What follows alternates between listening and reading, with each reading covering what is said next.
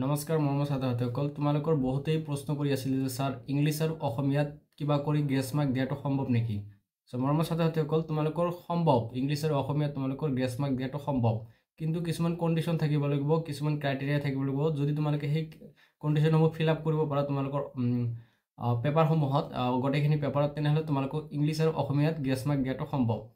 বলক আমি ভিডিঅ'টো আৰম্ভ কৰোঁ আৰু তোমালোকক গোটেইখিনি তোমালোকক এইটো এক্সপ্লেনেশ্যন কৰি দেখাই দিম। প্ৰথমতে আহোঁ, তোমালোকৰ কুৱেশ্যনটো হ'ল যে তোমালোকে ইংলিছ আৰু অসমীয়াত তোমালোকে গ্ৰেছ মাৰ্ক দিব। গ্ৰেছ মাৰ্ক দিয়াটো সম্ভৱ, কিন্তু বহুতো ছাত্ৰ ছাত্ৰী এনেকুৱা হয় যে মাৰ্কশ্বিটত দেখা পোৱা গৈছে যে ইংলিছ আৰু অসমীয়াত গ্ৰেছ মাৰ্ক দিয়া হৈছিল, বহুতবাৰে দিয়া হৈছিল। কিন্তু কিছুমান কি আছে, তোমালোকৰ চৰ্ত আছে। এই চৰ্তসমূহ হ'ল তোমালোকে যে তোমালোকৰ ইংলিছ আৰু অসমীয়াত তোমালোকে ভাবি লোৱা যে তোমালোকৰ কিবা কৰি তোমালোকৰ ইংলিছ আৰু অসমীয়াত তোমালোকে বেছি ভাল হোৱা নাই, যিখিনি পাছিং মাৰ্ক লাগে। ধৰি লোৱা তোমালোকৰ 30 মাৰ্ক কৰি দুটা ছাবজেক্টত তোমালোকে পাছ কৰিবলৈ হ'লে নাম্বাৰখিনি লাগে। তোমালোকে এতিয়া 30 মাৰ্ক উঠাব নোৱাৰিলা, কিবা কৰি 30 মাৰ্ক উঠাব নোৱাৰিলা, সেই নাম্বাৰখিনি কম হৈ গ'ল। তোমালোকৰ 20 মাৰ্ক হওক বা 25 মাৰ্ক উঠালা, এতিয়া তোমালোকৰ গ্ৰেছ মাৰ্কটো প্ৰয়োজন। সেই ক্ষেত্ৰত তোমালোকে এক্সামিনাৰে কি কৰিব, তোমালোকৰ সেই বেলেগ ছাবজেক্টসমূহ যে আছে, তোমালোকৰ ধৰি লোৱা তুমি যদি ছায়েন্সৰ পৰা হোৱা, তোমালোকে পিচিবিত চাব, ফিজিক্স কেমেষ্ট্ৰি বায়'লজি তোমালোকে কিমান নাম্বাৰ কৰি স্ক'ৰ কৰিব পাৰিছা সেইটো চাব। যদি তোমালোকে এই ফিজিক্স কেমেষ্ট্ৰি বায়'লজি যদি তোমালোকে পাছিং মাৰ্ক উঠাব পাৰা আৰু ভাল নাম্বাৰ এটা যদি তোমালোকে মিডিয়ামত তোমালোকে যদি ভাল নাম্বাৰ উঠাব পাৰা, ধৰি লোৱা প্ৰত্যেকটো ছাবজেক্টতে পিচিবিৰ তোমালোকে 40 নম্বৰ কৰি উঠাই দিছা, তেনেহ'লে তোমালোকে সেই ক্ষেত্ৰত তোমালোকৰ ইংলিছ আৰু অসমীয়াত তোমালোকৰ গ্ৰেছ মাৰ্ক দি তোমালোকক পাছ কৰাই দিয়া হ'ব। আৰু এনেই এইবাৰ পৰীক্ষাসমূহ তোমালোকৰ বহুতেই টান গৈছে, সেইকাৰণে তোমালোকৰ 90% চান্স আছে তোমালোকৰ ইংলিছ অসমীয়াতো তোমালোকৰ গ্ৰেছ মাৰ্ক দিয়াটো সম্ভৱ।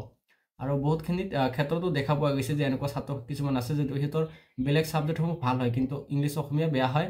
কিন্তু তথাপিও এই ছাত্ৰসমূহক ইংলিছ অসমীয়াত এক্সামিনাৰে গ্ৰেছ মাৰ্ক দি পাছ কৰি দিছে। আৰু ইয়াতে কৈ দিওঁ কিমান নম্বৰ পৰ্যন্ত তোমালোকৰ ইংলিছ অসমীয়াত গ্ৰেছ মাৰ্ক দিব পাৰে।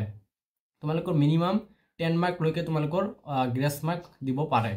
বেলেগ ছাবজেক্টত আৰু বেছিকৈ দিব পাৰে, কিন্তু তোমালোকৰ ইংলিছ অসমীয়াত মিনিমাম 10 মাৰ্ক কৰি দিব পাৰে। কিয়নো তোমালোকৰ ইংলিছ অসমীয়াত যদি তোমালোকে কিবা কণ্ডিশ্যনত তোমালোকৰ গ্ৰেছ মাৰ্ক প্ৰয়োজন হয়, তেনেহ'লে তোমালোকে বেছি নাম্বাৰ তোমালোকৰ একবাৰে লৱাৰত নাযায়। কিন্তু কিয়নো তোমালোকে ইংলিছ অসমীয়াত ইমানো কমজোৰ নহয়, প্ৰায়ভাগ ষ্টুডেণ্টেই তোমালোকৰ 90% ষ্টুডেণ্টে ইংলিছ অসমীয়াত বহুত হাই নাম্বাৰত উঠায় মানে পৰীক্ষাত।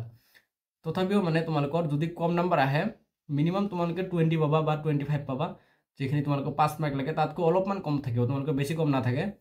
তথাপিও তোমালোকক কিবা কৰি হ'লেও তোমালোকক পাছ কৰি দিব। তোমালোকে টেনশ্যন নকৰিবা।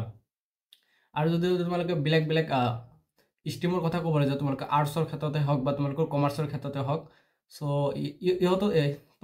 তাতো মানে তোমালোকৰ ইংলিছ অসমীয়াত গ্ৰেছ মাৰ্ক দিয়াটো দেখা পোৱা গৈছে।